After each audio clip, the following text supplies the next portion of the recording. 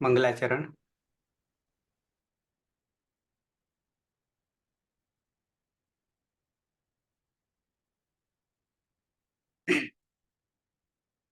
અષ્ટાધ્યાયી જગન્માતા યસ્ય ચિત્તાत् સમુત્થિતા વેદાનામ ઉપકારાય તસ્મૈ પાણિનયે નમઃ.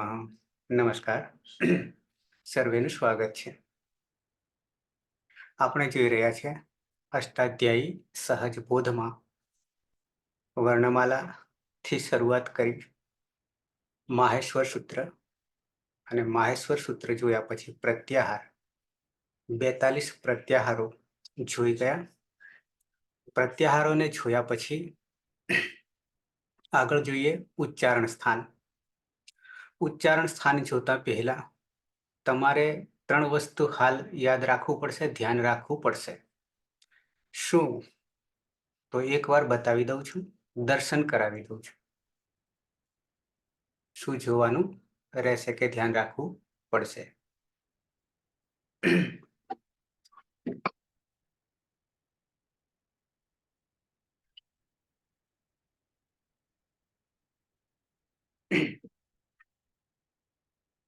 સૌથી પહેલા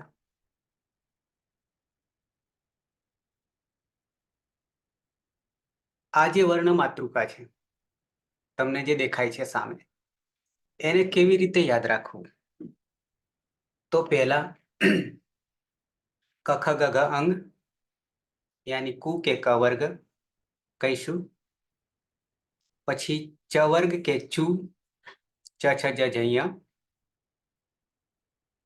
ટ વર્ગ કે તુ, ટ ઠ ડ ઢણ. ત વર્ગ કે તુ, ત થ દ ધન. પ વર્ગ કે પુ, પ ફ બ ભ મ. એક આ રીત છે.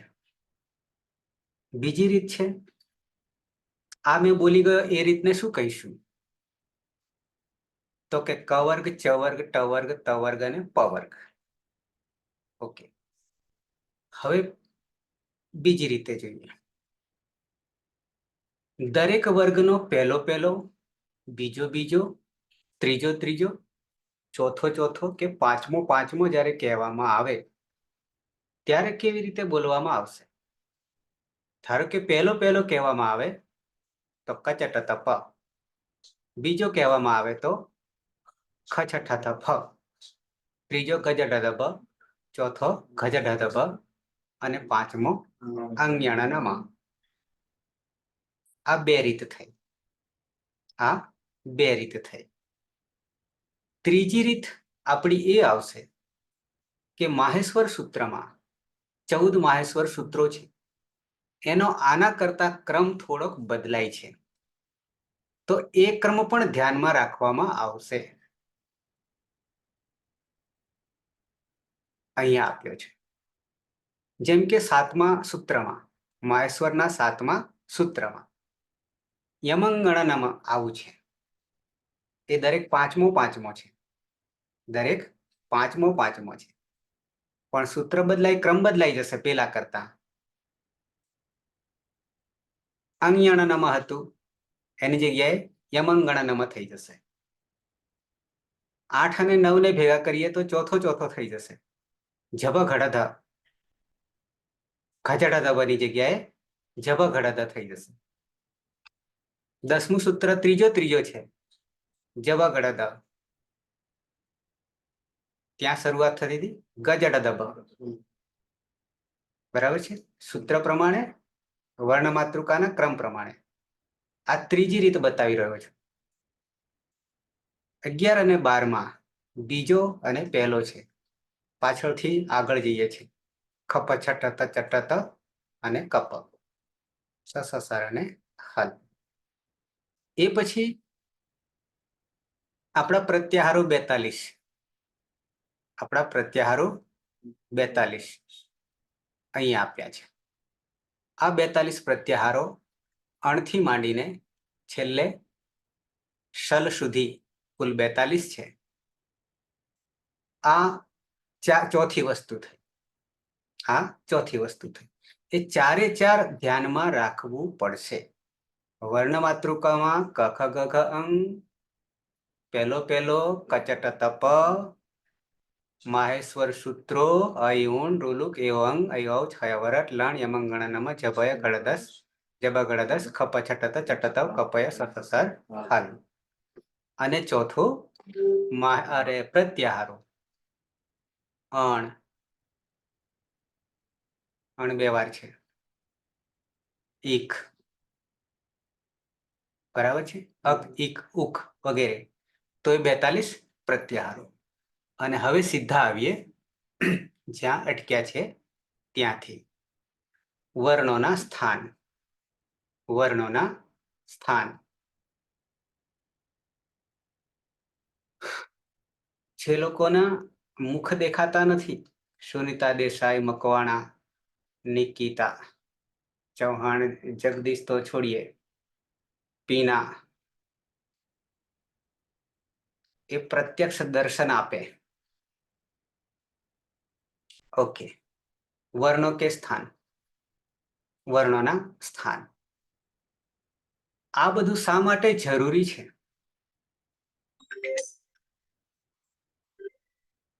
તો જ્યારે સંધિ યાની વાંચવાનું થશે સંસ્કૃત, સૌથી પહેલા તો વાંચતા શીખવું પડશે સંસ્કૃતને. ત્યારે વાંચતા શીખતા ક્યારે આવડશે? કે આ કક્કો આવડશે ત્યારે. આ કક્કો જ્યાં સુધી નહીં આવડે ત્યાં સુધી વાંચતા નહીં આવડે. અને ઉચ્ચારણ સ્થાન જે છે એ આપણી સંધિઓ જ્યારે આવશે, જોડાણ, વર્ણોનું જોડાણ, તે વર્ણોનું જોડાણ જ્યારે બે વર્ણો મળે છે, બે વર્ણોને મળ્યા પછી એ શું પરિવર્તન આવે છે, સવર્ણ કયો એની જગ્યાએ મુકાઈ જાય છે, તો એના માટે ઉચ્ચારણ સ્થાન જરૂરી છે. સાથે સાથે સ્પષ્ટ ઉચ્ચારણ કરવું એ પણ જરૂરી છે. કયો વર્ણ કઈ જગ્યાએથી નીકળે છે, સ્વરપેટીમાંથી, કયા સ્થાનમાંથી, એ પણ જરૂરી છે. એટલે આટલું જાણીશું. હજી આવશે ભેદો, હજી ભેદો આવશે. એટલે આ કક્કાને કેટલી રીતે જાણવું અને એ જાણ્યા પછી જ આગળ વધીશું. તો ઉચ્ચારણ સ્થાનમાં 11 ઉચ્ચારણ સ્થાન છે. એ 11માં જોઈશું તો નંબર 1. વિક્રમભાઈ દેખાતા નતા એટલે ફોન કર્યો હતો. તો નંબર 1, નાભીમાંથી દરેકની શરૂઆત થઈ રહી છે. નાભી ઓળખો છો, સાથે સાથે મારે સ્થાન પણ બતાવવા પડશે. છતાં કોઈકને લાગે કે આ સ્થાન ક્યાં રહેલું છે તો હું બતાવી દઈશ. આમ તો બતાવતો જ રહીશ, પણ છતાંય લાગશે તો સૌથી પહેલા કંઠ. કંઠ, પોપટનો કંઠ જોજો તો ત્યાં એક કંઠ પર એક ગોળ રાઉન્ડ લીટી કરવામાં આવી છે પોપટની. આપણે કંઠ, હું આંગળી મૂકું છું અહીંયા આંગળી મૂકશું અને પછી બોલીશું કયા વર્ણો. આ અનુભવવાની વસ્તુ છે, ગોખવાની વસ્તુ નથી. અ બરાબર છે. પછી તમને મેં વર્ણ માતૃકામાં બતાવ્યો હતો કુ, હાલ જ યાદ કર્યો હતો કુ, બરાબર છે. તો કુ યાની ક વર્ગ, અને ક વર્ગ કહીશું એટલે 5 વર્ણો જે સવર્ણ છે અને એ 5 કંઠમાંથી નીકળી રહ્યા છે. કંઠમાંથી નીકળી રહ્યા છે એટલે સવર્ણ છે, સરખા સરખા છે. અચ્છા, એક જ ગોત્રના છે. કયા ગોત્રના? કંઠ ગોત્રના છે. આ વૈજ્ઞાનિક ગોઠવણી કરવામાં આવી છે. આવું બીજી ભાષામાં નથી, અંગ્રેજી ભાષામાં ABCDમાં નથી, માત્ર સંસ્કૃતમાં જ વૈજ્ઞાનિક ગોઠવણી કરવામાં આવી છે. કુ યાની ક વર્ગ, ક ખ ગ ઘ અંગ 5 અને અ 6. હ જેવું બોલીએ ને એવું જ આપણને કંઠ ઉપર ભાર આવશે. હ, બરાબર છે. અને પછી વિસર્જનીય નામ રૂપ બનાવી દીધું છે. આ આખું પદ છે. અકુહ વિસર્જનીય નામ, આટલું આખું એક પદ બનાવી દીધું છે. કયું પદ છે એ આપણે હજી ઘણી વાર લાગશે. પણ વિસર્જનીયનો અર્થ કરીશું વિસર્ગ. વિસર્જનીયનો અર્થ કરીશું વિસર્ગ. અને વિસર્ગ એટલે બે ગોળાકાર, બિંદુ નહીં કહીએ, બે ગોળાકાર, બરાબર છે. અને પછી આટલાનું ઉચ્ચારણ સ્થાન કયું છે? તો કે કંઠ, યાની કંઠ છે. હવે કંઠ મેં તમને બતાવી દીધું, અહીંયા આ કંઠ છે. અ ક વર્ગ, 5 ને 1 6, 7મો હ અને 8મો વિસર્ગ.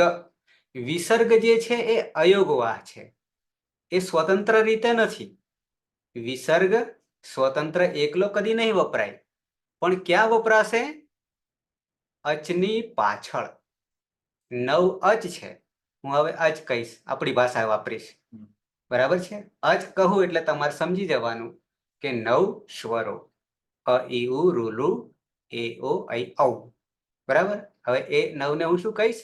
અચ કહીશ, બરાબર છે, જેથી તમને પણ ખ્યાલ આવવા માંડે. ઓકે. તો અકુહ વિસર્જન્યા નામ કંઠ, અકાર.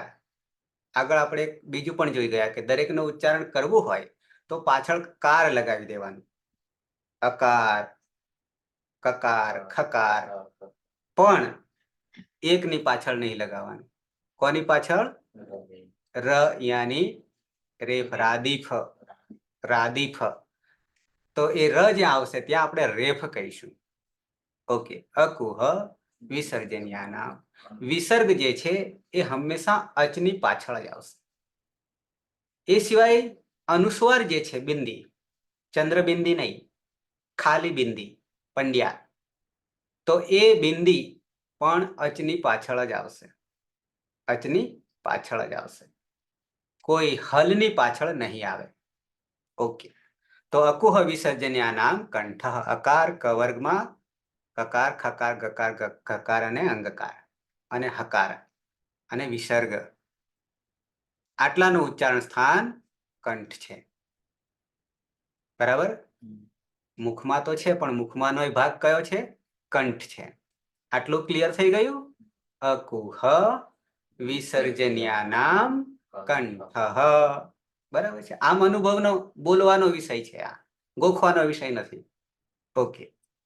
નંબર 2, આગળ વધીએ. તો ઉપરના 8માં એક પહેલો અચમાંથી પહેલો આવી ગયો, પછી હલમાંથી ક વર્ગના 5 આવી ગયા અને હકાર આવી ગયો અને વિસર્ગ આવી ગયા. આટલાનું ઉચ્ચારણ સ્થાન કંઠ. ઓકે. નંબર 2, ઈચુ યસા નામ તાલુ. ઈ અચમાં બીજો ક્રમ હતો, અ ઈ ઉ, અયુણ પહેલું સૂત્ર આપણું હતું, એમાં ઈ વર્ણ, ઈ અચ, બરાબર છે, ઈ સ્વર. ચુ કહીશું એટલે ચ વર્ગ. આ આપણી ભાષા છે શોર્ટમાં કહેવાની, બરાબર છે. જ્યારે વર્ણનો વર્ગ આવશે ત્યારે કેવી રીતે જઈશું? આડા જઈશું. પણ નંબરનો વર્ગ આવશે, પહેલો વર્ગ, બીજો વર્ગ, ત્યારે ઊભા જઈશું, બરાબર છે. તો ઈચુ, ઈ ઈશ્વર, ચુ ચ છ જ જ ય ચાંદની, ચ છ જ જ ય, ય યતિનો ય, ઈચુ ય અને તાલવ્ય શ, આને કહીશું. હવે ધ્યાન રાખજો, 3 સ છે આપણી પાસે, એમાંનો આ કયો સ છે? તાલવ્ય સ છે. ઈચુ યસા નામ, એમાં નને નહીં ગણતા, પાછા એ રૂપ છે. કોઈને એવું લાગે કે આ નને પણ લેવાનું, ગણીએ. પાછું તાલુનું સ્થાન ક્યાં છે? ફરી પાછા ઈ ચુ યાની ચ વર્ગ 5 અને 1 6 ઈ, 7મો ય, 8મો શ, જેને તાલવ્ય શ કહીશું, તાલુ. ઈચુ યસા નામ તાલુ. અહીંયા પણ 8 છે, ઉપર પણ 8 હતા. ઈકાર, ચ વર્ગ બરાબર ચ છ જ જ ય, બધામાં કાર પાછળ, યકાર અને શકાર. શુદ્રક ભણ્યા હોય તો, મૃચ્છકટિક ભણ્યા હોય તો શકાર આવે છે. ઓકે. હા હા. તો હવે તાલુનું સ્થાન ક્યાં છે, કોઈ મને બતાવશે? તાલુનું સ્થાન કઈ જગ્યાએ છે? તાળવે. પણ ક્યાં તાળવું આવ્યું? તાળવું આ કંઠથી નીચેનો ભાગ જે છે ને તે ના, ઉપરનો ભાગ. ઉપરનો. ઉપરનો બી નહીં ને નીચેનો બી નહીં. ઉપરનો ભાગ. હે? જીભની ઉપર ભાગ સર, જીભથી ઉપરનો ભાગ. જીભથી ઉપરનો. કોના ઉપરથી? કોના ઉપરનો? જીભથી ઉપરનો તાળવાનો. દાંતથી ઉપરનો ભાગ, દાંતથી ઉપર જે આવે. દાંત જ્યાં પૂરા થાય ત્યારથી ત્યારનો ભાગ. અચ્છા, હું એક ઉદાહરણ આપું, ખોટું નહીં લગાડતા. બરાબર છે. કોઈકને દાંત પડી જાય, 7 વર્ષની ઉંમરમાં પડી જાય અને પછી 80 કે 60 પછી પડે, બરાબર? ક્યારે જ્યારે નિશ્ચિત નહીં હોય. હવે ખાલી ભાગ રહે એને શું કહેવાય? પડ્યા પછીનો ભાગ રહે છે એને શું કહીશું? બોખો કહેવાય ને એને, આપણે શું કહીએ? બોખા. એ જે દાંતનો ભાગ હતો ને, દાંતનો ભાગ કાઢી નાખીએ. આ દાંતના ભાગ કાઢી નાખીએ અને જ્યાંથી ભાગ શરૂઆત થઈ એ ભાગને શું કહીશું? એ ભાગને શું કહીશું? તો એ જ ભાગ તાલુ છે, એ જ ભાગ તાળવું છે. અહીંયા શું લખ્યું છે? કૌંસમાં લખ્યું છે દંત કે પીછે કા સ્થાન. આવું લખ્યું છે ને? આવું લખ્યું છે ને? તો દાંતની પાછળ, દાંતની પાછળ દાંતનું જે મૂળિયું જે જ્યાં શરૂઆત થાય છે, બહાર નીકળ્યો, જ્યાંથી દાંત અંદર ગયો છે એ ભાગ જે છે એને કહીશું તાળવું. તો ત્યાં જ્યારે આ વર્ણનું ઉચ્ચારણ કરીએ, કયા? ઈ ચ બોલો, ચ બોલો, તો જીભ ક્યાં જવી જોઈએ? બિલકુલ દાંતની મૂળમાં, દાંતના મૂળમાં. કયા? ચ, છ, જ, જ, ય. બરાબર છે. જીભ ક્યાં સ્પર્શ કરવી જોઈએ?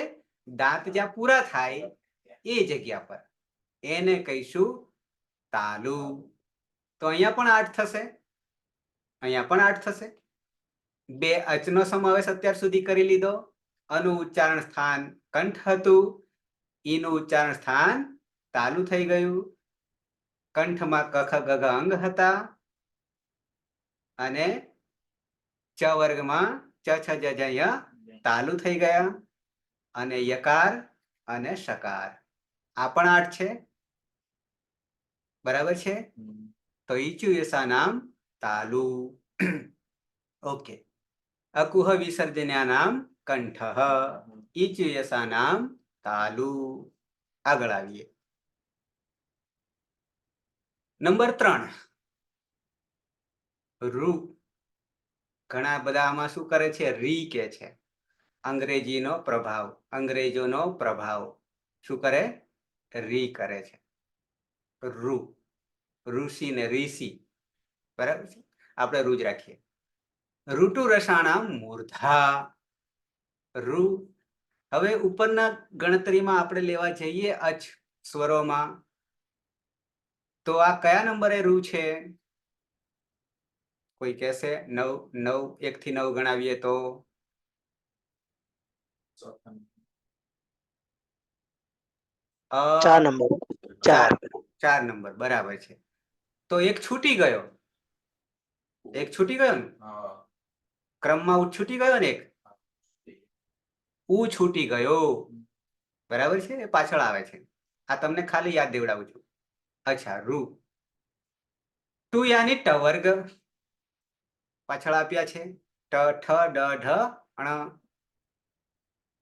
અને ર, જેને આપણે રેફ કહીશું, જેને આપણે રેફ કહીશું, અને મૂર્ધન્ય શ એવું કહીશું. તો અહીંયા પણ થશે 8. રૂ, સ્વર, ટ વર્ગમાં 5, 6 અને રેફ 7 અને મૂર્ધન્ય શ 8.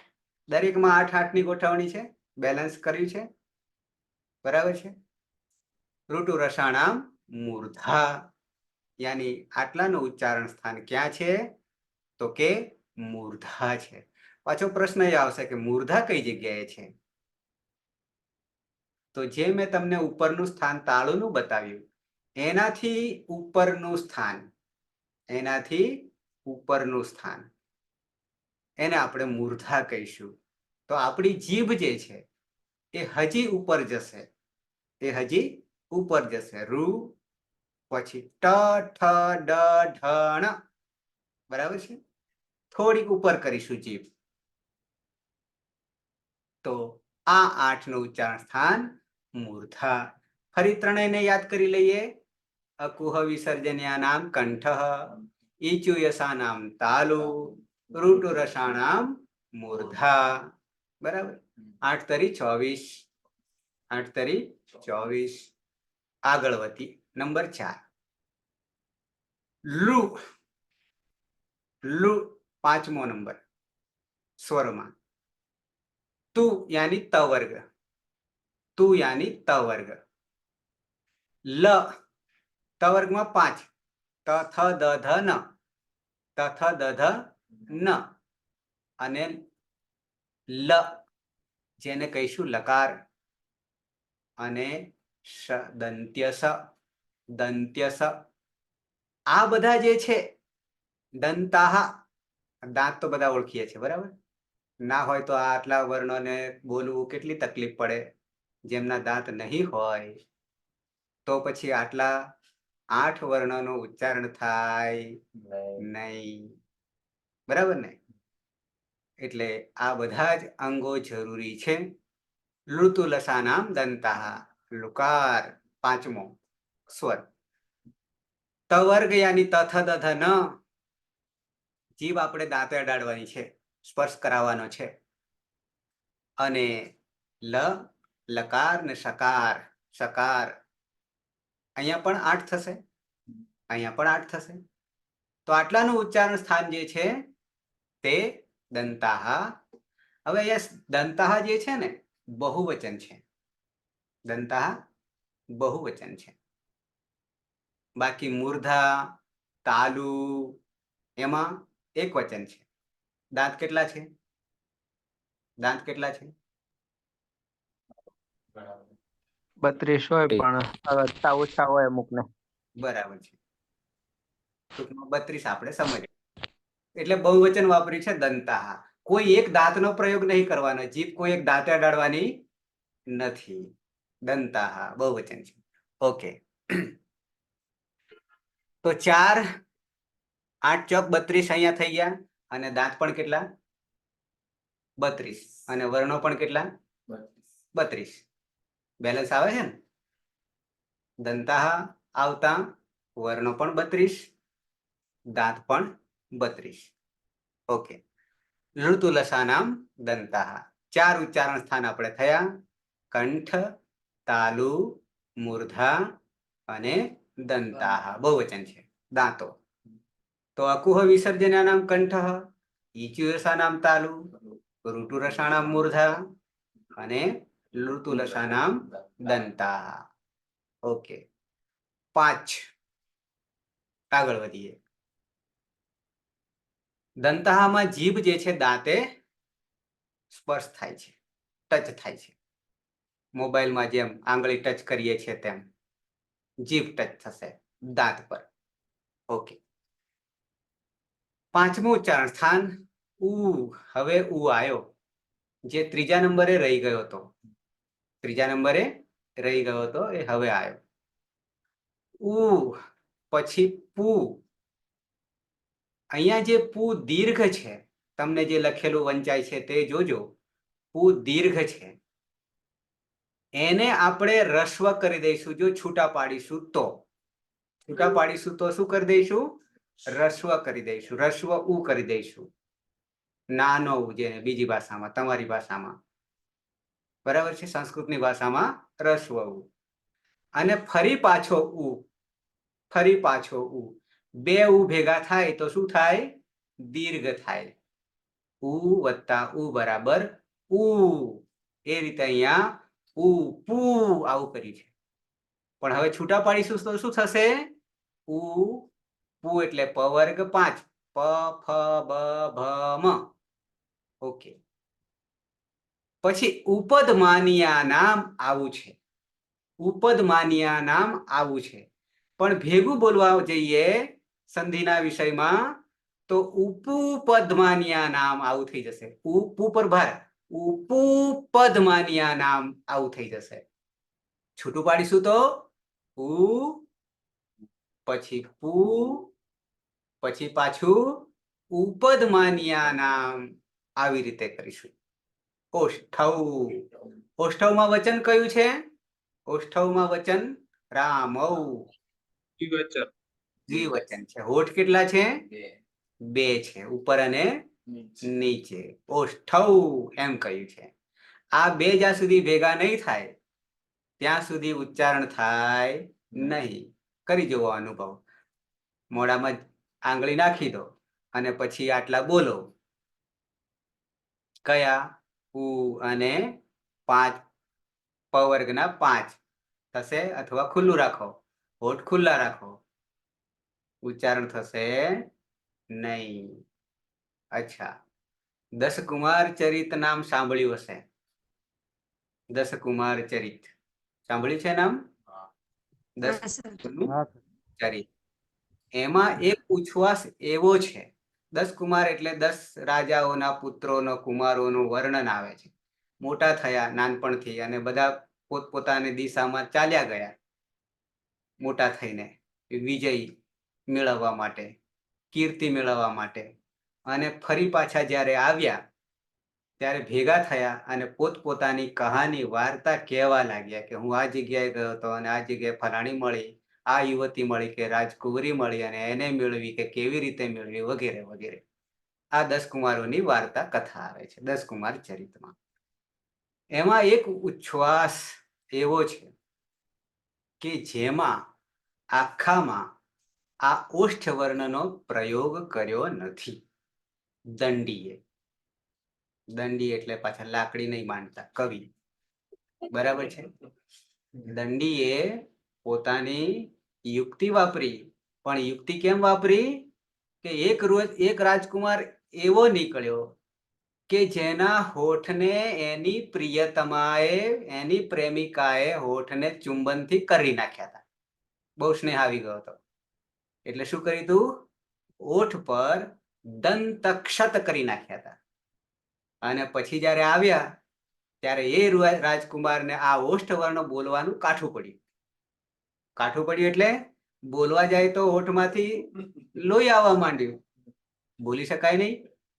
એટલે શું કર્યું એને યુક્તિ કે જ્યાં જ્યાં ઓષ્ઠ વર્ણ આવે આ પ ફ બ ભ મ, ત્યારે ત્યાં બીજા વર્ણનો, બીજા સમાનાર્થી શબ્દનો, પદનો પ્રયોગ કર્યો. આખા ઉચ્છ્વાસની અંદર ક્યાંય પ ફ બ ભ નો પ્રયોગ કર્યો નથી. આ ખાલી યાદ કરાવું છું તમને. 7મા નંબરનો ઉચ્છ્વાસ. હા, ઓકે. તો ઉ સ્વર, પ વર્ગ, ઉપદમાનીય. ઉપદમાનીય આગળ હજી આવશે. ઉપદમાનીય કોને કહેવાય? જીહવા મૂલ્ય અને ઉપદમાનીય. બરાબર છે?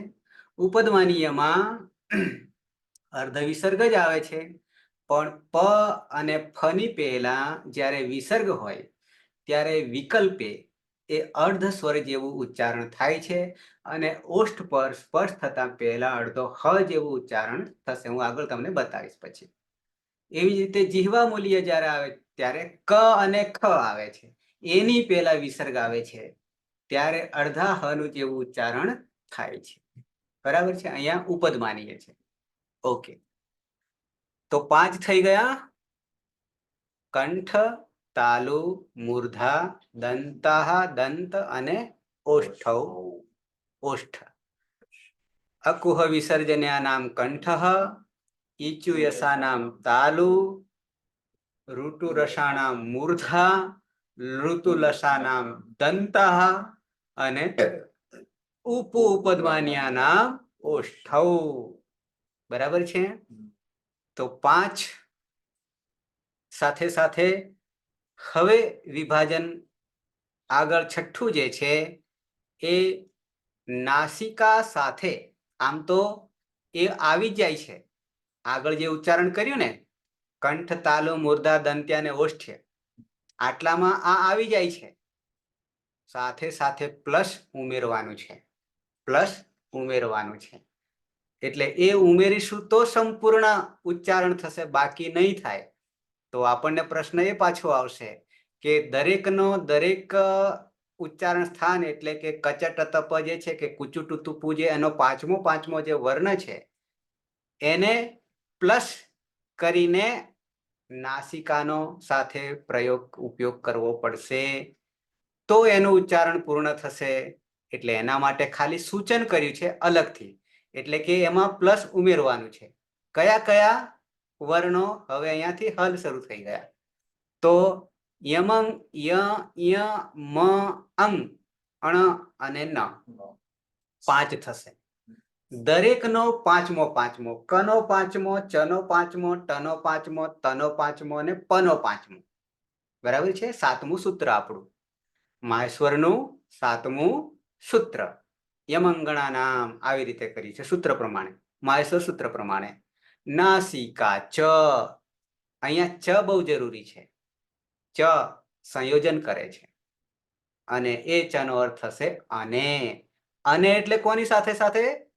તો કે કંઠની સાથે, તાલુની સાથે, મૂર્ધાની સાથે, દંતની સાથે અને ઓષ્ઠની સાથે. એક એક વર્ણ, એક એક વર્ણ, અંતિમ પાંચમો અહીંયા લખ્યા છે. ય જે છે એ તાલુનો પાંચમો, મ જે છે એ ઓષ્ઠનો પાંચમો, અંગ જે છે એ કંઠનો પાંચમો. આ રીતે બરાબર છે. પ્લસ અને નાસિકા. નાક ઓળખો છો? નાક ઓળખો છો ને? ઓકે, હા. તો હવે આટલા વર્ણો 5 જે છે ને, નાક બંધ કરીને નાક પર હાથ આમ બંધ કરી દેવું તો નહીં બોલાય, નહીં બોલાય. બરાબર છે. એટલે નાકનું પણ બહુ મહત્વ છે. એક હજી અયોગવાહ આવશે કે જે માત્ર નાકથી બોલાય, એકલા નાકથી છેલ્લા આવશે. પણ અહીંયા જે તે ઉચ્ચારણ સ્થાનના 5 કંઠ, તાલુ, મૂર્ધા, દંત્ય અને ઓષ્ઠની સાથે સાથે નાસિકાનો પણ સહારો લેવાનો છે. નાક માત્ર શ્વાસ લેવા માટે નથી, પણ સાથે સાથે ઉચ્ચારણનું પણ કામ કરે છે. બરાબર છે. યમંગણા નામ, યમ, અંગ, ણ અને ન. ઓકે, આ 5નું ઉચ્ચારણ સ્થાન જે તે સ્થાન તો ખરું, જે તે કહું છું, કારણ કે દરેક વર્ણનું અલગ અલગ છે. અને સાથે ચ અને નાસિકા. નાસિકા સ્ત્રીલિંગ, નાસિકા સ્ત્રીલિંગ. ઓકે, આગળ વધીએ.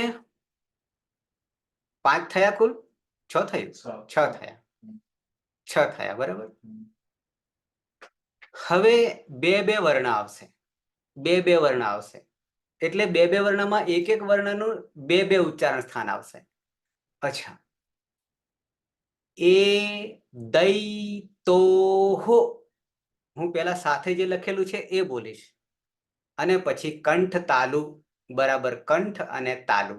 પણ કોનું ઉચ્ચારણ સ્થાન પાછળ લખ્યું છે, પણ એ લખેલું તમે વાંચશો તો ખબર પડશે કે એકાર અને ઐકાર, એકાર અને ઐકાર, આવું તમને ખબર પડશે. પણ આગળ જે લખ્યું છે એમાં ખબર પડે છે? એ દઈ તો હો, એમાં ખબર પડે છે એકાર અને ઐકાર? એ દઈ તો હો, હું તમને એકાર અને ઐકાર અહીંયાથી કાઢી નાખું, લુપ્ત કરી દઈએ અને ખાલી એ દઈ તો હો કરું તો ખબર પડે? એ દઈ તો હો એટલું જ હોય તમારામાં તો ખબર પડે ખરી?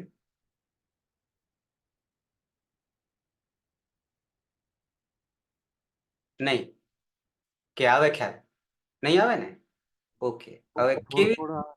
થોડો આવે. હા, પૂરેપૂરો આપણે કરી લઈએ, પૂરેપૂરો કરી લઈએ. બરાબર છે. એ દઈ તો હો, કંઠ, તાલુ તો ખબર પડશે. ઓકે, મારે લખીને બતાવવું પડશે.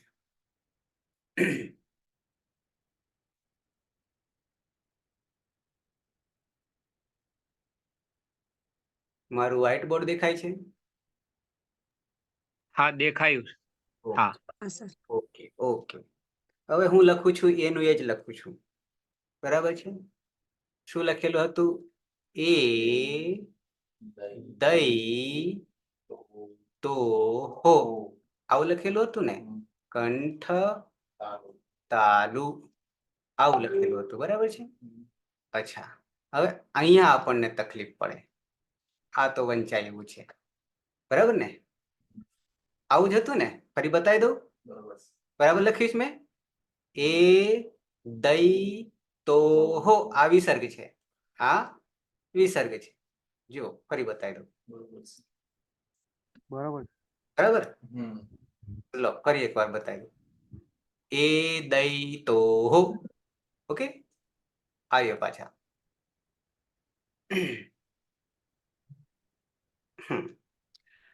હવે વિષય તો સંધિનો છે.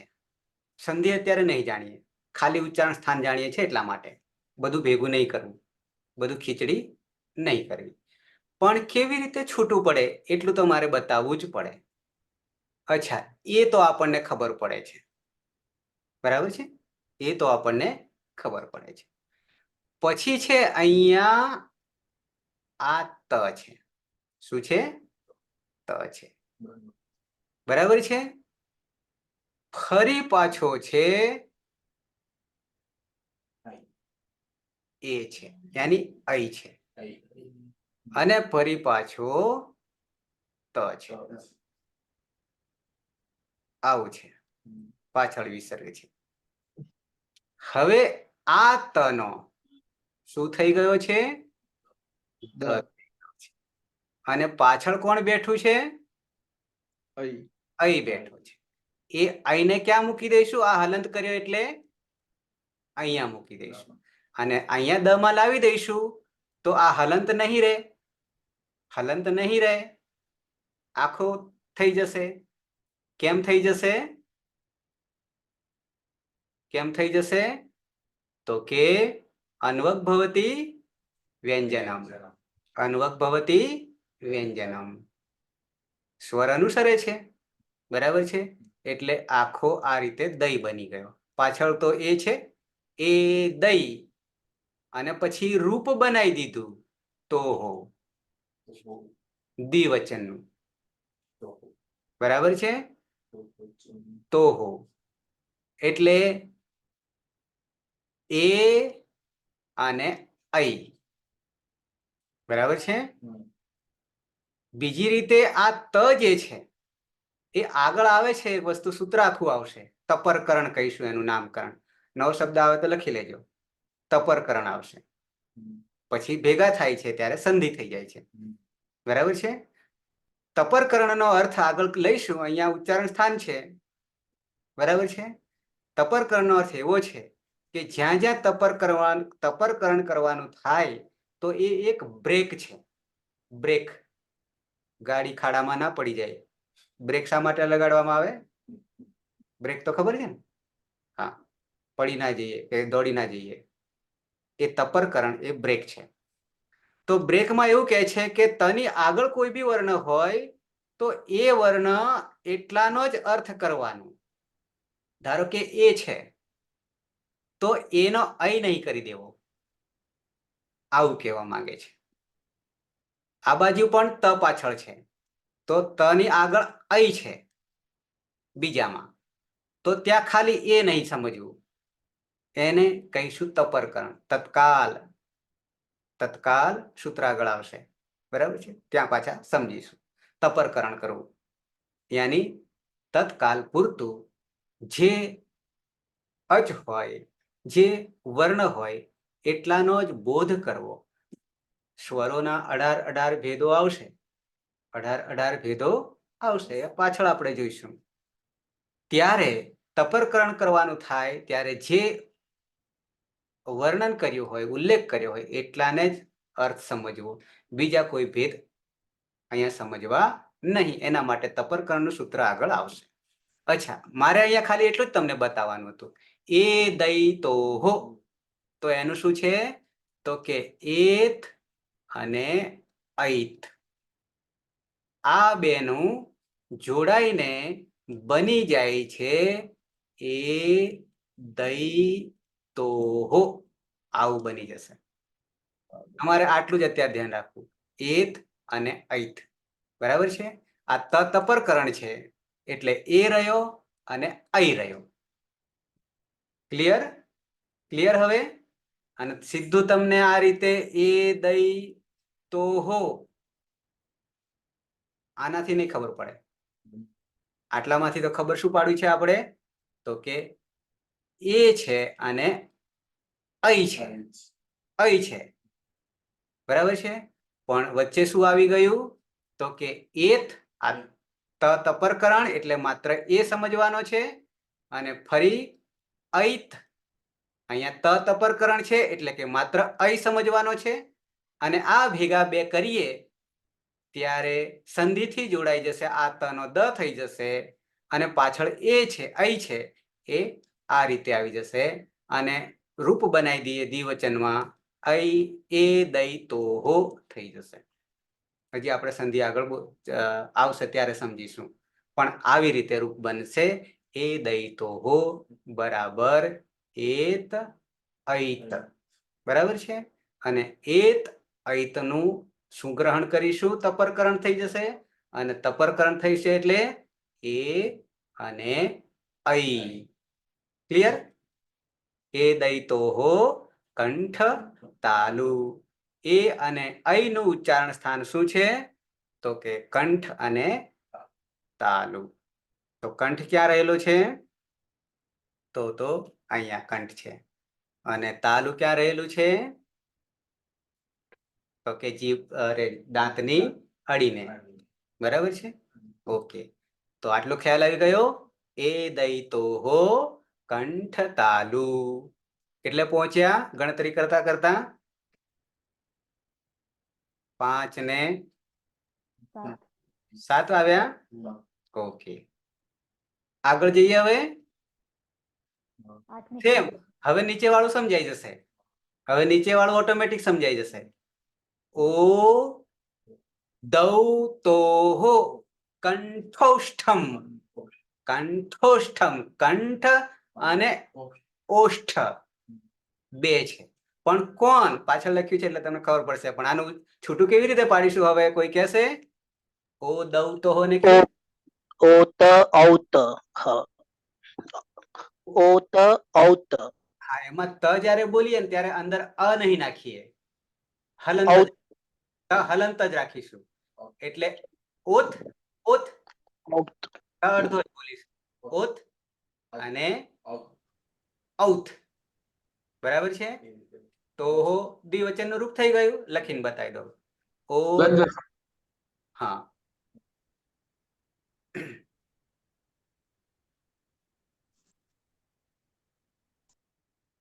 અચ્છા. ઓ યાની ઓકાર. પછી હતું શું? દૌ અને તો હો. આવું હતું ને? કંઠોષ્ઠવ, કંઠોષ્ઠમ, કંઠ ઓષ્ઠ. ઓકે, કંઠ તાલુ પછી કંઠોષ્ઠ થઈ ગયું. ઓકે, તો અહીંયા ઓ ને એમને એમ જ રાખીએ. ઓ પછી શું કરીશું? અહીંયા ત અડધો લઈ લઈએ. બરાબર છે. તનો દ થઈ ગયો સંધિ ભેગા થઈ જાય ત્યારે. એટલા માટે જ આ જરૂરી છે કક્કો આપણા માટે. સવર્ણ ત થ દ ધ સરખા છે. ઓકે, સાથે તપરકરણ પણ છે. અને તવર્ગ ત થ દ ત્રીજો આવ્યો ને? દ તો ત્રીજો થયો ને, એટલે જસ્ત્વ થયું કહીશું આગળ આપણે સંધિ બોલીશું ત્યારે. એ અત્યારે નહીં સમજીએ. ઓત દનો ત થઈ ગયો. પછી કોણ રહ્યું પાછું? પાછળ ઔ રહ્યું. અને ફરી પાછો ત પણ હલંત છે. પણ એનું જયારે આ ભેગું કરીને રૂપ કરવા જઈએ દ્વિવચન, તો બની જશે ઓ દૌ તો હો. અને હવે છૂટા પાડીને આપણે અર્થ શું લઈશું? આ તપરકરણ છે. તપરકરણ એટલે માત્ર ઓ અને માત્ર ઔ. ઓ ઔ. બરાબર છે. બરાબર. ઓ દૌ તો હો કંઠ ઓષ્ઠવ, ઓષ્ઠમ. બરાબર છે. કંઠોષ્ઠમ યાની કંઠ અને ઓષ્ઠ. આગળ કંઠ અને તાલુ હતા. કોણ? એ અને ઐ. બરાબર, એ બોલીશું. બરાબર, અને ઓ ઔ બોલીશું. બરાબર, ઓકે. ત્યારે કંઠ તો બેમાં કામ કરી રહ્યો છે, પણ એક બદલાઈ રહ્યો છે. બે ઉચ્ચારણ સ્થાન છે. ઓકે.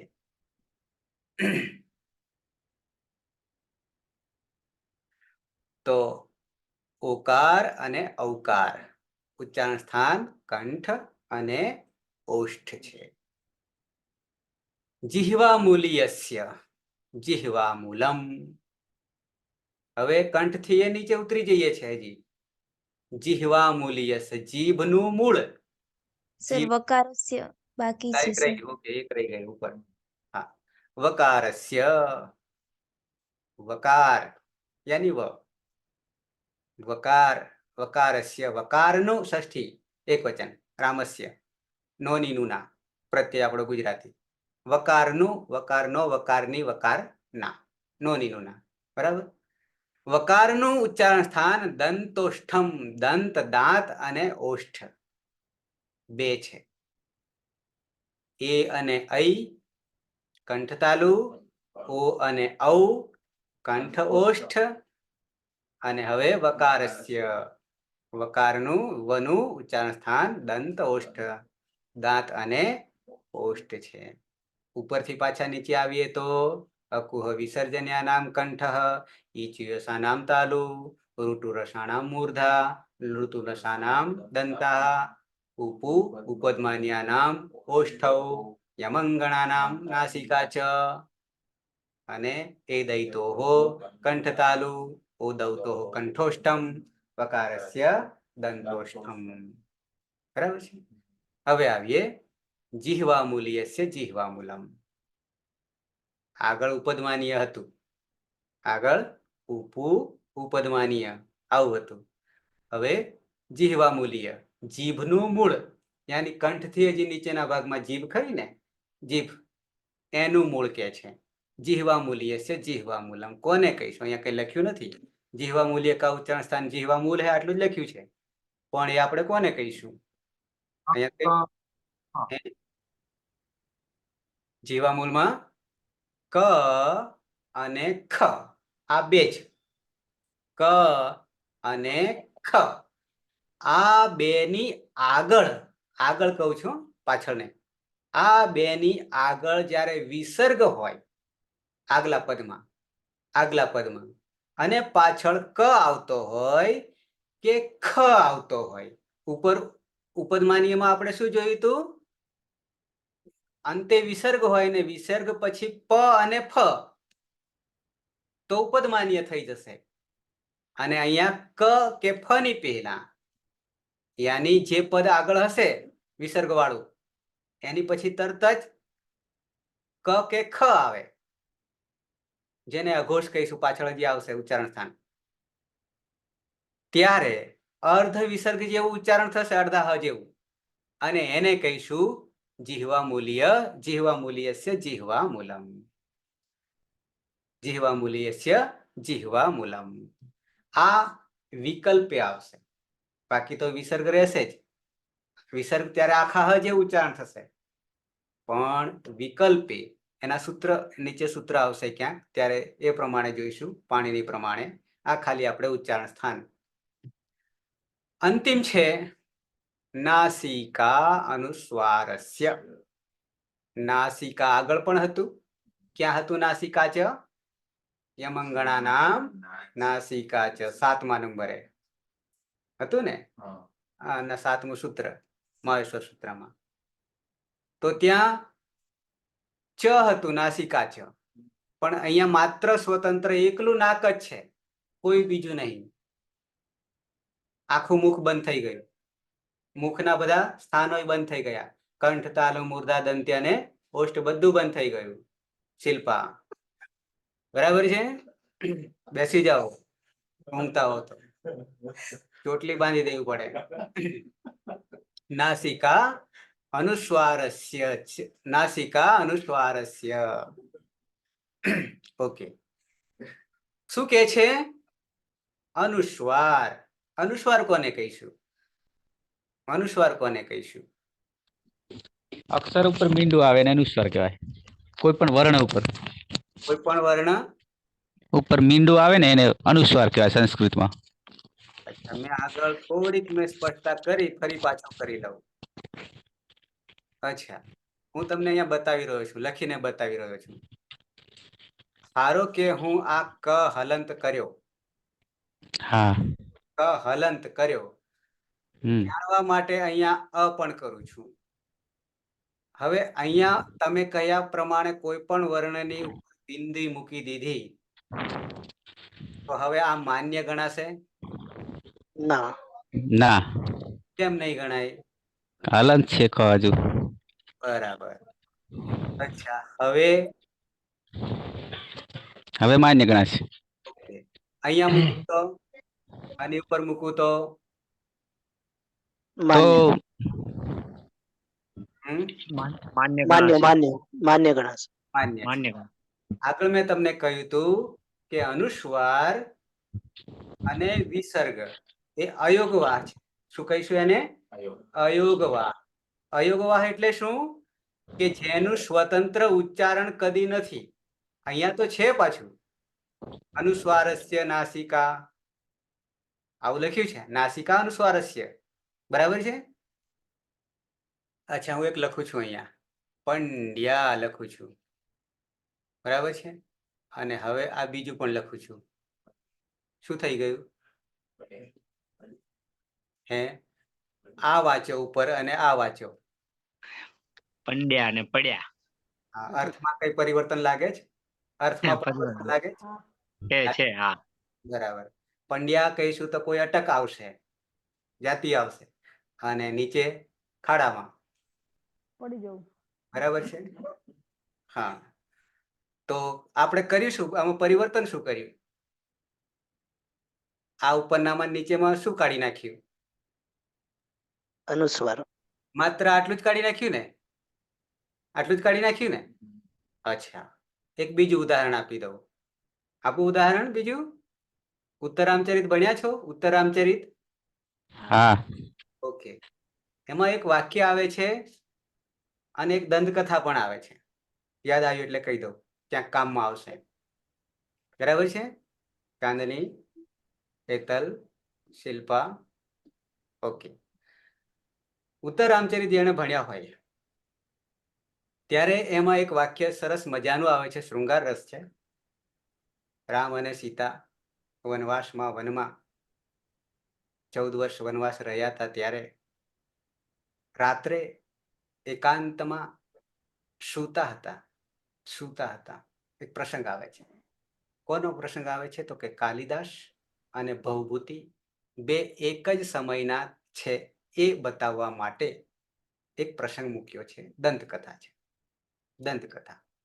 દંતકથા એવી છે કે કાલિદાસે શ્રેષ્ઠ નાટક બનાવ્યું ઉત્તરામચરિત. 3 કૃતિઓ છે, મહાવીર ચરિત છે, ઉત્તરામચરિત છે, અને માલતી માધવ છે. 10 અંકનું પ્રકરણ છે. 2 નાટકો છે. 2 રામને અનુસંધાનમાં છે, ઉત્તર અને પૂર્વ. મહાવીર કયું છે? એમાં વીરતા છે. ભવભૂતિ સર, ભવભૂતિ અરે, રચના. સર ભવભૂતિ દ્વારા રચિત એ કોણે કહ્યું? ઉત્તરામચરિત. એ કોને કહ્યું? કાલિદાસ. કાલિદાસ અને ભવભૂતિ સમકાલીન છે એ કહેવા માટે આ ચડિયાતા બતાવવા માટે. તો હવે ભવભૂતિએ ઉત્તમ શ્રેષ્ઠ રચના ઉત્તરામચરિત લખ્યા પછી, રચના કર્યા પછી કાલિદાસને બતાવવા ગયા ઉજ્જૈનમાં, મધ્યપ્રદેશમાં મહાકાલેશ્વરનું સ્થાન છે, ત્યાં બતાવવા ગયા. ત્યારે કાલિદાસ બહુ વ્યસ્ત હતા જુગાર રમવામાં કે પાસા રમવામાં. નવરત્નમાંના એક હતા ને રાજાની સાથે, એટલે રમવામાં વ્યસ્ત હતા અને પહોંચી ગયા ભવભૂતિ. એટલે ભવભૂતિ બતાવ્યું કે આ તમે ચેક કરો ને, તપાસ કરો ને, તમે બતાવો છો ને મને ટાઇટલ વગેરે, પીએચડી નું ટાઇટલ બરાબર છે કે કેમ? ઓકે, એટલે કાલિદાસને ટાઈમ નહોતો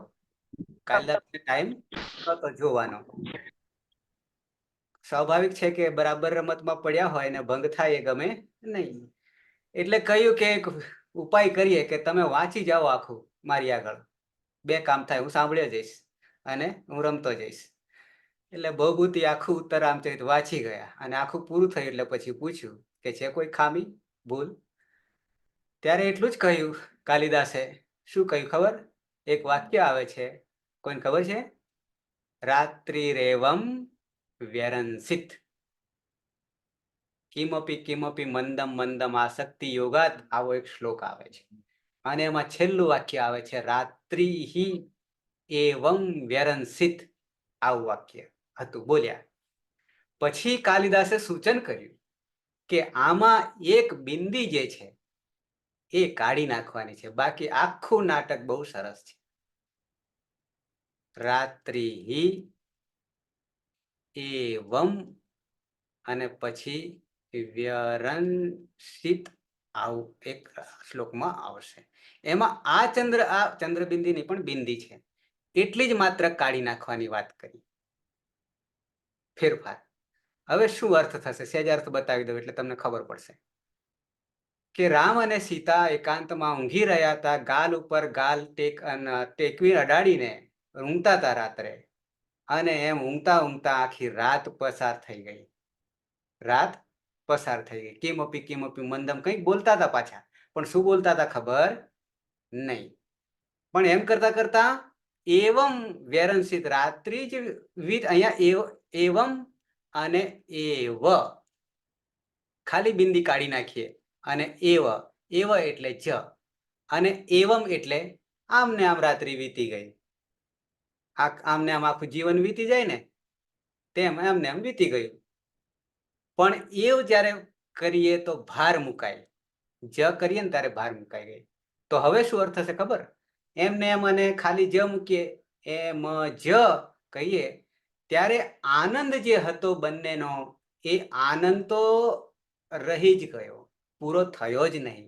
પણ રાત્રિ જ વીતી ગઈ, આનંદ પૂરો થયો નહીં.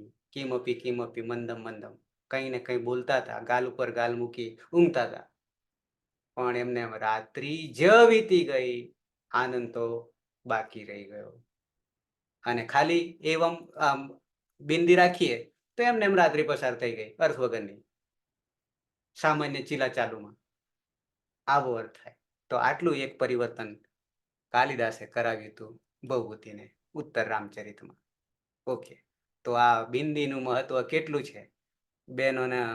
આમ તો દરેકને બિંદી જરૂરી છે, આપણને પણ એ બિંદીનું મહત્વ અહીંયા કેટલું છે તમને હવે ખબર પડશે. ના હોય તો અને હોય તો છોડીએ, એ ચર્ચાનો વિષય નથી, સમજવાનો વિષય છે. ઓકે, તો નાસિકા અનુસ્વારસ્ય સાથે સાથે જેટલું બિંદીનું મહત્વ છે, જેટલું અનુસ્વારનું મહત્વ છે, એટલું જ નાકનું પણ મહત્વ છે. નાક હોવા છતાં એટલું જ મહત્વ છે. ઘણી વાર નાક હોય તો એ નાક નથી એવું કહેવું પડે છે. કેવું પડે છે? નાક વગર એવું કે છે, નાક વગર ના. બરાબર છે. હોય નાક તો હોય જ છે, નાક તો હોય જ, કે નહીં હોતું એવું તો નહીં હોતું ને, તો એ કેવું પડે છે. એટલે સાથે બિંદી પણ એટલી મહત્વની છે, અનુસ્વાર પણ એટલો મહત્વનો છે, અને કેટલું મહત્વનું છે તો કે જેટલું નાકનું મહત્વ છે એટલું. ઓકે, સાથે સાથે તત્વજ્ઞાન પણ, દર્શન પણ આપણને અહીંયા શીખવાડી દેશે. ઓકે, નાસિકા અનુસ્વારસ્ય, યાની અનુસ્વારનું ઉચ્ચારણ સ્થાન એકલું નાક છે, માત્ર નાક છે. જ્યારે આપણે યોગ કરવા બેઠા હોઈએ ને, યોગ કરવા સવારમાં જો કરતા હોય તો ત્યારે ઓમ કરીને બોલીએ, પછી ઓમ લાંબેથી ઉચ્ચારણ કરીએ, ઓમ મોટેથી બોલીએ, અને પછી ધીમા ધીમા ધીમા મોઢું બંધ કરી દઈએ ઓમનું અંતિમ, અને પછી શું કરીએ? માત્ર રણકાર જ કરીએ.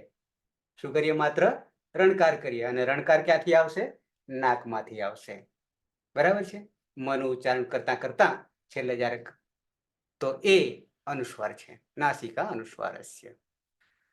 થઈ ગયા બધા ઉચ્ચારણ સ્થાન? કોઈ બાકી રહ્યું? કોઈ વર્ણ પણ બાકી નહીં રહેશે. એટલું જ નહીં, અયુગવાહને પણ લઈ લીધા છે. વિસર્ગને લઈ લીધા, બિંદીને લઈ લીધી. બિંદીથી પછી એક હજી બિંદી આવે છે, ચંદ્રબિંદી આવે છે. કોણ આવે છે? ચંદ્રબિંદી આવે છે. ચંદ્રબિંદીમાં શું કરશું? એક અર્ધચંદ્રાકાર બિંદીની સાથે લઈ લેશું. એ બી ખૂબ જ જરૂરી છે. ભાઈ આવે ત્યારે તમને બતાવીશ, આવશે ત્યારે બતાવીશ. ઓકે, તો આટલા ઉચ્ચારણ સ્થાન હતા. કંઠ, તાલુ, મૂર્ધા, દંત્ય, ઓષ્ઠ્ય, પછી સાથે બંને બંને બે બે ઉચ્ચારણ પણ સ્થાન છે. બરાબર છે. તો અહીંયા એક પણ વર્ણ અને અયોગવાહ પણ બાકી રહેશે નહીં. આ તમારે બધું ક્લિયર કરી દેવું પડશે. શાના માટે? તો કે જ્યારે વર્ણનો વિકાર થશે, જેમ આગળ તમને મેં બતાવ્યું, એ દઈ તો હો, ઓ દઉ તો હો, તો દ ની જગ્યાએ ત્યાં શું મૂકીએ છીએ આપણે? છૂટા પાડીએ ત્યારે ત મૂકીએ છીએ. એનો જ ગોત્રનો મૂકીએ છીએ ત્રીજો, દ મૂકીએ છીએ. ત, થ અને દ એના જ ગોત્રનો. કેમ આવું મૂકવું પડ્યું છે? કે જ્યારે બે વર્ણો ભેગા થાય અને ઝડપથી જ્યારે બોલવાનું થાય ને, ઝડપથી જોડું એટલે ભેગા બોલવું એટલે ઝડપથી બોલી જવું, અને ધીમે ધીમે બોલવું એક એક વર્ણ. પણ જ્યારે એ બે ને પાછળ આવતો વર્ણ ગોત્રનો હોય તો સીધો ત્રીજો જ બોલાય, તની જગ્યાએ દ જ બોલાય સીધો, ઓટોમેટિક. એ સંધિમાં જોઈશું. એટલે અહીંયા તનો દ, કારણ કે સીધો ત્રીજો બોલાઈ જાય છે, સીધો બોલવા જઈએ ત્યારે. ઓકે, અને એ પછી આવશે સમય થવા આવ્યો છે, એટલે આટલું તમારે ક્લિયર કરી દેજો. ઉચ્ચારણ સ્થાન જેટલું જેટલું ક્લિયર થશે એટલી મજા આવશે. આ પાયો છે, પાયાની ઈંટો છે. જેટલી મજબૂત થશે એટલો મહેલ ઊંચો ચડશે, બહુમાળી મકાન થશે. બરાબર છે. 21મો મુદ્દો જે પ્રયત્ન છે, પ્રયત્ન, તો આ જ વર્ણોને બોલવા માટે આપણા મુખમાં કે શરીરમાં કેવી રીતે એના સ્થાન ક્યાં ક્યાં જઈ રહ્યા છે, આપણા પ્રાણ, હવા, પ્રયત્ન, બાહ્ય અને આભ્યંતર, યાની બાહ્ય બહારથી સ્થિતિ બોલ્યા પહેલા કેવી થાય છે, અને અંદરની સ્થિતિ આ ઉચ્ચારણ જ્યારે પ્રગટ કરીશું ત્યારે વાયુ જે છે, પ્રાણવાયુ જેને કહીશું, એ ક્યાં ક્યાં અથડાય છે, વાવાઝોડું થાય છે મુખની અંદર, તો એ આપણે બાહ્ય ઉચ્ચારણ સ્થાન પહેલા અને આભ્યંતર અંદર એટલે કે આપણી હવા જે છે એ અંદર કઈ જગ્યાએ ટકરાય છે, કેટલું સૂક્ષ્મ ધ્યાન રાખ્યું છે. એ તો દેખાવાની હવા તો દેખાવાની નહીં, પણ છતાં આ ઋષિમુનિઓને પાણીનીને ભગવાન પાણીનીને ખબર પડી છે કે હવા આ જગ્યાએ વાવાઝોડું જઈ રહ્યું છે, હવે આ જગ્યાએ જઈ રહ્યું છે. આવું વર્ણ ઉચ્ચારણ કરતા આવું થાય છે. આભ્યંતર પ્રયત્ન અંદર, અને બાહ્ય પ્રયત્નમાં બહારની રીતે આપણી તૈયારી કેટલી થાય છે. કોઈ પણ વર્ણનું ઉચ્ચારણ કરીએ ત્યારે આપણી સ્થિતિ કેવી થાય છે, તો એને આપણે પ્રયત્ન કહીશું. આ બધામાં પ્રાણ તો છે જ. કોઈ બિલકુલ તાવ આવ્યો હોય અને શરીર કામ ન કરતું હોય, ઉઠવાની તાકાત નહીં હોય, ત્યારે શું પરિસ્થિતિ થાય તમને ખબર છે? બોલવાનું એ કાઠું પડે છે. આવું થાય છે. આપણામાં શક્તિ નહીં હોય, તાવ આવ્યો હોય, ત્યારે આ બોલવા માટે પણ તાકાતની જરૂર પડશે. બરાબર છે. કોઈ બીમાર હોય તો ધીમું ધીમું બોલશે, એને ક્યારેક બોલાય પણ નથી, આવું પણ થાય છે. તો પ્રયત્ન તો કરવો પડે ને બોલવા માટે. તો આ પ્રયત્નની વાત આવશે. તો આગળ નેક્સ્ટમાં આવતીકાલે ત્યાંથી આગળ વધીશું. પ્રયત્નમાં બાહ્ય પ્રયત્ન 11 છે, આભ્યંતર પ્રયત્ન 5 છે. કયા એ આપણે પછી જોઈશું. કોઈને પ્રશ્ન હોય તો પૂછી શકે છે. આટલામાંથી જો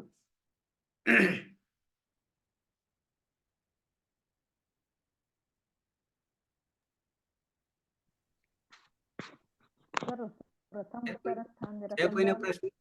આજે 27 છે આપણા 30ના પેલામાંથી, બીજા 12ના હતા, 30 સિવાયના પણ છે, જૂના જોગીઓ.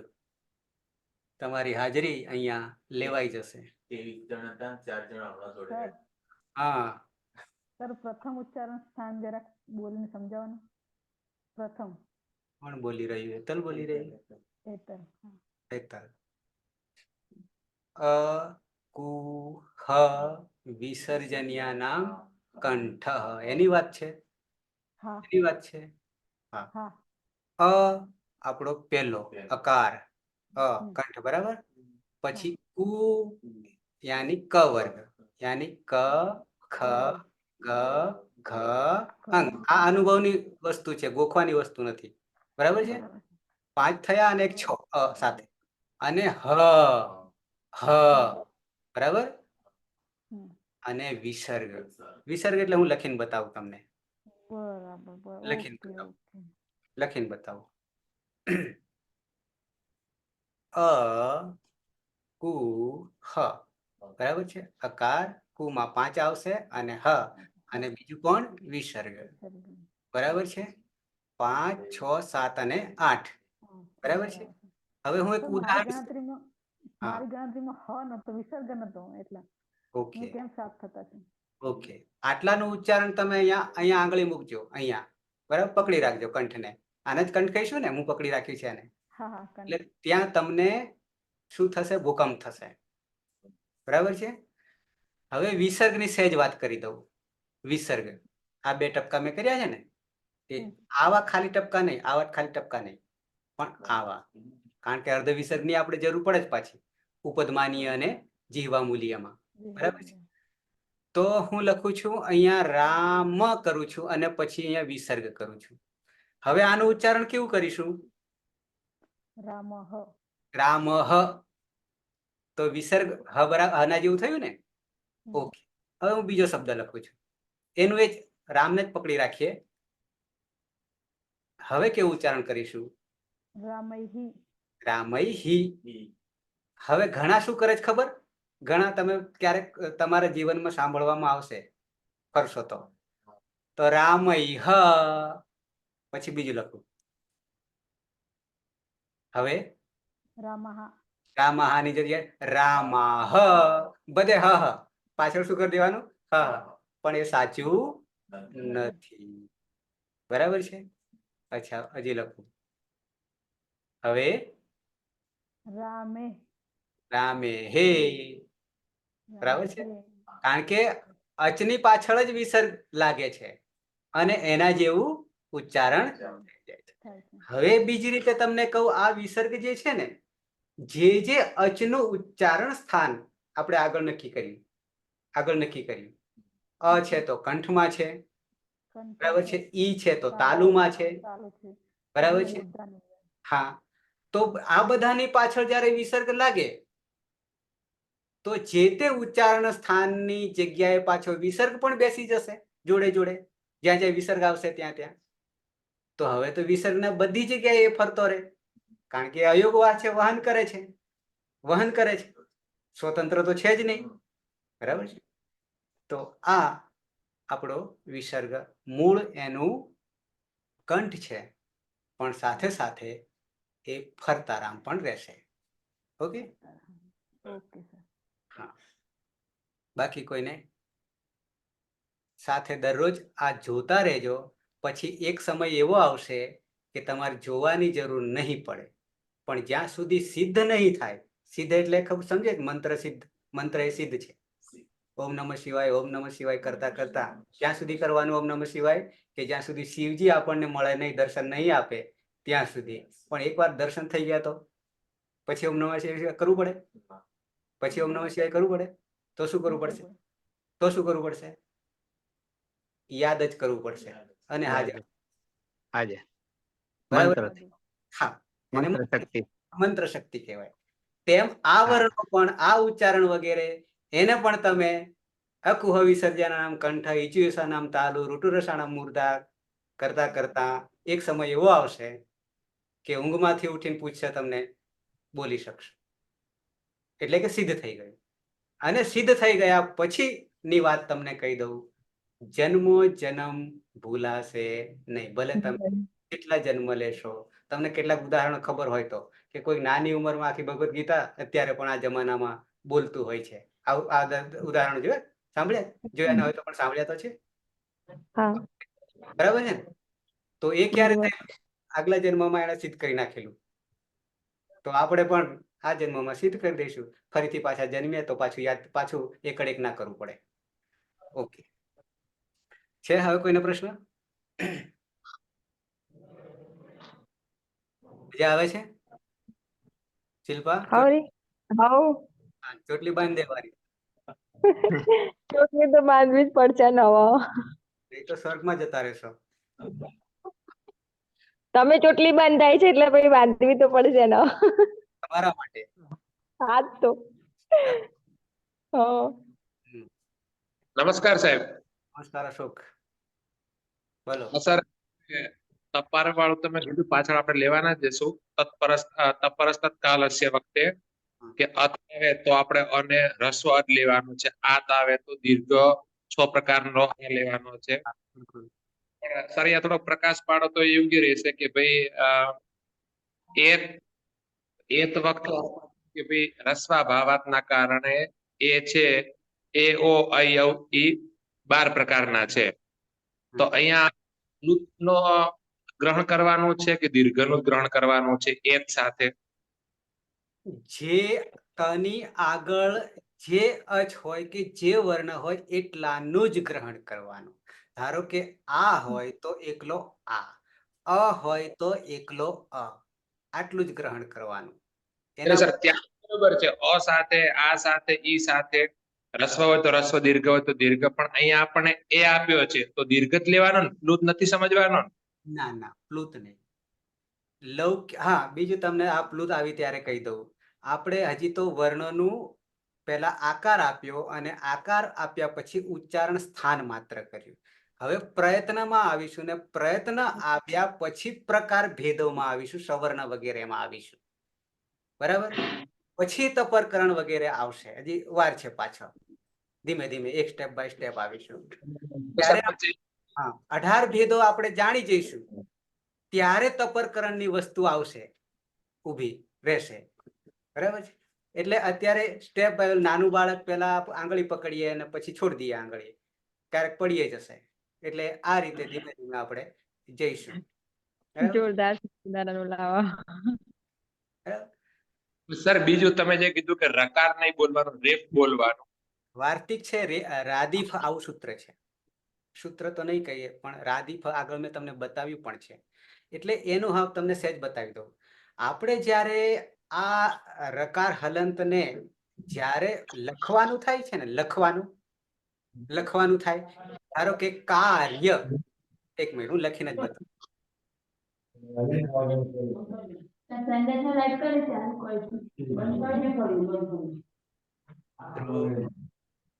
તમારા ઘરની વાત.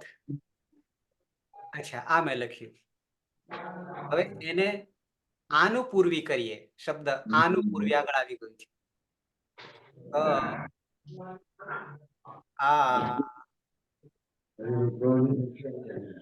આવું કઈક થાય,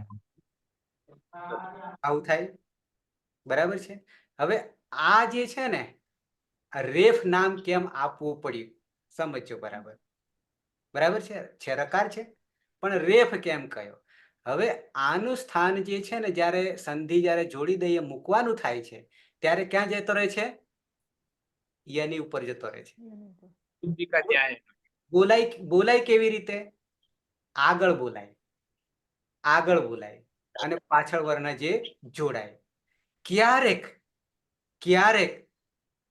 ધારો કે હું લખું, આજ વર્ણ જ લખું, અહીંયા પણ આ સમાયેલ છે. આનો જ ધર્મ જે આ રેફ છે, યાની રકાર છે, એ ઉપર જતો રહ્યો. અચ્છા, બીજું હું લખું, આ ત લખ્યો અને હવે અહીંયા કરી દઉં કે પછી આમ કરી દઉં. આ જ વસ્તુ ક્યારેક ઉપર જતી રહી, ક્યારેક નીચે આ લખું, આમ લખું, આ ન છે અને અહીંયા લખું. તો આ પણ શું છે? ન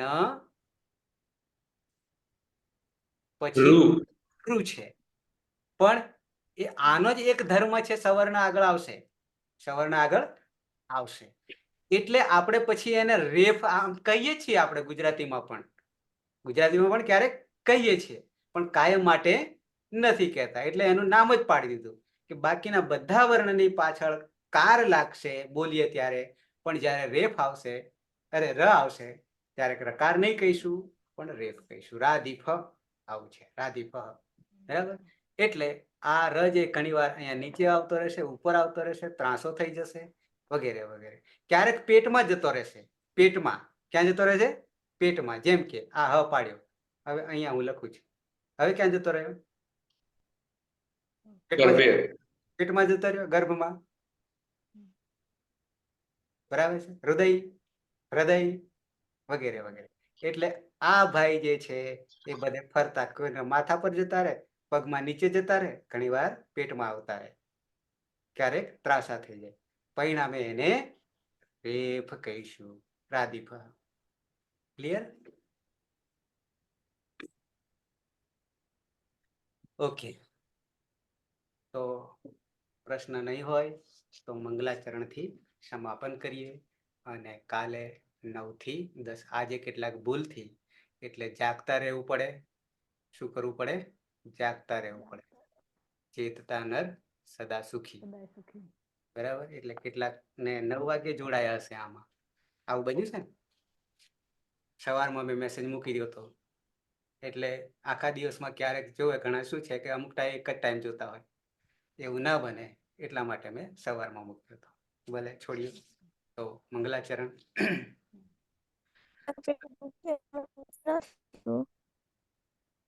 વર્ષા. હા સર, પેલું ગ્રુપ છે ને જૂનું, એમાં તો મેસેજ નથી આવ્યો.